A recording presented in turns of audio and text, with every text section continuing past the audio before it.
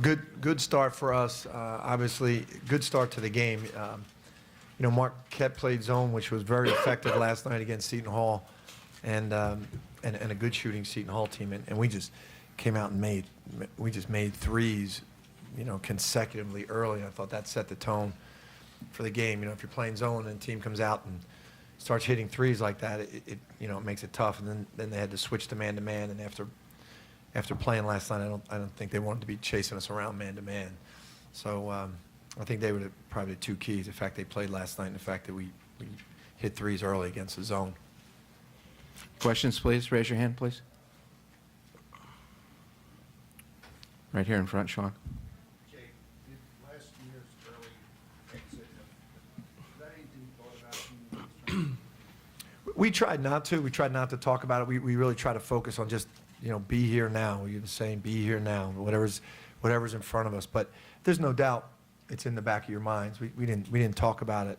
But I just think the experience of that is a part of these guys now. So I think they came really focused and ready for anything.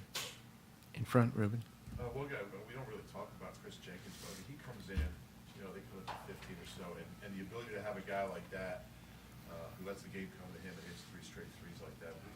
How's his attitude been with the minutes, and what kind of weapon is he? He's an incredible weapon. As he's an outstanding three-point shooter, but more than that, he's really a smart player. He actually had 2 turnovers early in the game that were good passes, good plays, and we didn't execute them.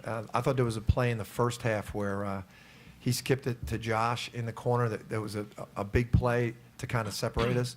He does a lot of things for us, and he can be a really good rebounder. He had 4 defensive rebounds, but when he's hitting threes like that's really dangerous. And that's your 4-man doing that. Up here on the right. Can you talk about your three-point shooting save as you guys made 17 three-pointers? We're a good shooting team, so when you have nights like that,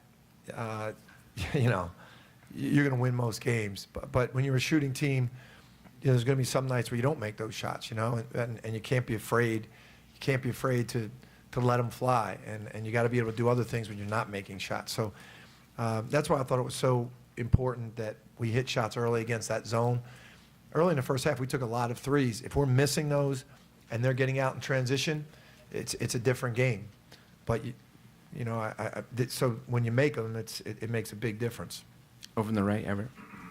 Jay, can you talk about the 22 assists on 30 days? Yeah, I mean, we've done a good job of that all year. Our guys are very unselfish.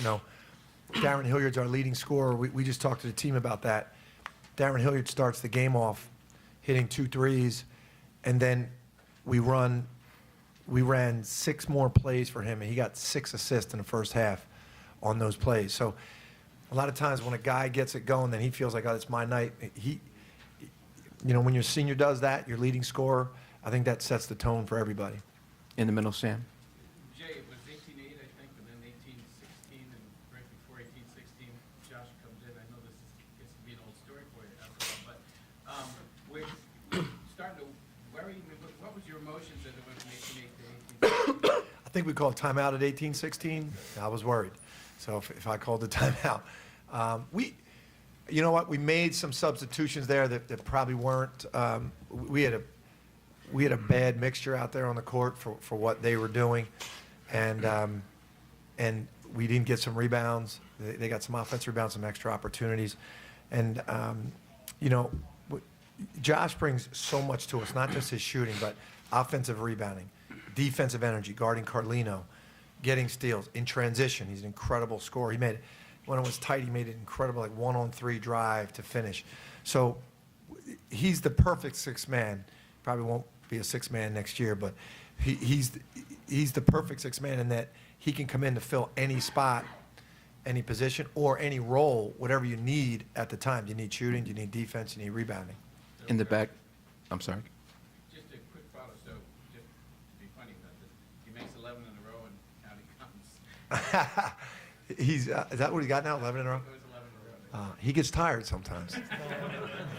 In the back, Joe. Jay, what were you trying to far as the defensive performance this season against the good score from the. Yeah, that was definitely one of our best, Joe, and you've seen them all. You know, he's got the quickest release of anybody we've played against. Cotton was like that last year for Providence. You can't let them catch it, because if they catch it, they get it off before you can get to them, and they're great shooters. I just thought we did, especially the first half. We did a great job in the first half. In the second half, you notice the first 5 or 6 possessions, they got him looks like 4 straight times. They made very good adjustments. He made one, but it was only a 2. And then the others, one went in and out.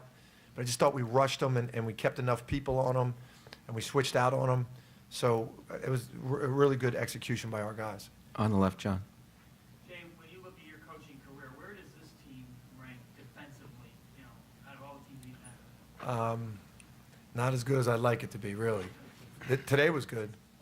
But we haven't been consistently this good defensively. We can be, and that's what we're trying to do here at the end of the season. It's really be. This team is not one of our better defensive teams. It's really not. It's good, but we can be a lot better. Juan? Coach, as you alluded to, Marquette did play last night. Does that help you in maybe conserving your energy for the next 2 games? Yeah, I think our depth helps us in this situation. When a team plays the night before and they get off to I'm repeating myself, but when they get off to a good start, that adrenaline can keep you going, and then playing the night before doesn't affect you. But us coming out and hitting those threes early, getting some stops early, and kind of jumping on them, then you're fatigued. You got to chase. It starts to wear on you. Toward the back, Cormac. Jay, as the weeks have rolled on here and the wins have rolled on, how much time have you spent talking to the kids about not getting ahead of this thing and to keep it all in perspective and take it? I think that's the best thing we've done so far, is that these guys have been able to stay focused on the next game. And that's always the challenge when you're winning. When you lose, it's easy to focus on the next game because you just can't wait. I think when we lost to Georgetown this year, I think we had a week between our next game. We were dying. We just wanted to go play somebody.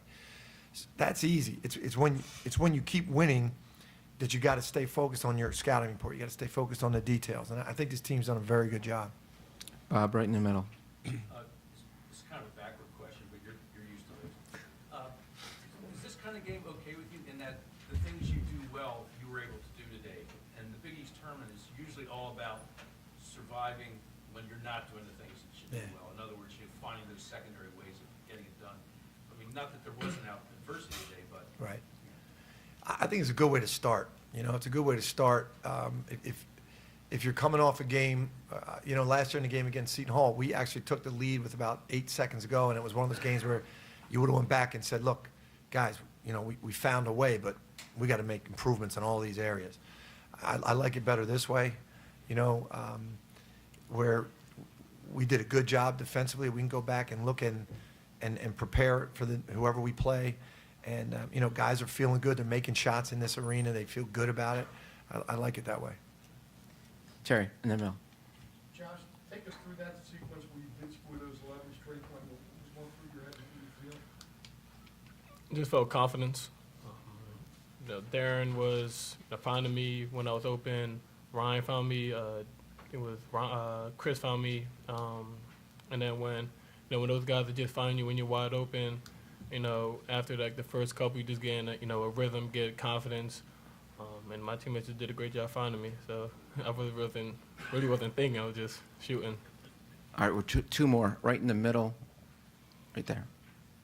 Coach, there's been a lot of talk, obviously, about the 1 seed and maybe having to win here to secure that. Is that something you care about or not care about? Really don't care about.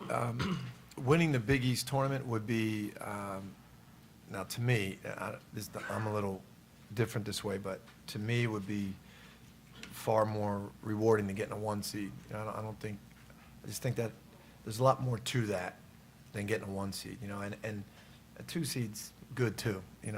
We've been in both spots and had success in both spots, and I think we've had trouble in both spots too. So that really doesn't bother me. It does not affect our thinking at all. Winning the Big East tournament affects our thinking a lot. Rich? Both players, we asked the coach this, but what were your thoughts about last year and wiping that out? When you came in today, what were you thinking about last year? We just try not to think about it. Obviously that happened. We just let the past be the past. We can't take that back. We just knew we were going to have to come in, and with this, with our captains, and then the great group of guys that we have in the locker room, we just went out, played as hard as we can, and we're going to let everything else take care of themselves. So we knew just not to focus on that, and just focus on what's ahead of us. Same thing. We can't control what happened in the past. We can only control what happens now, and I think we came out with great energy and a great attitude, and that's the only thing we can control. So, as far as last year, it's over, and we just focus on this year. Villanova, thank you. Thank you, guys.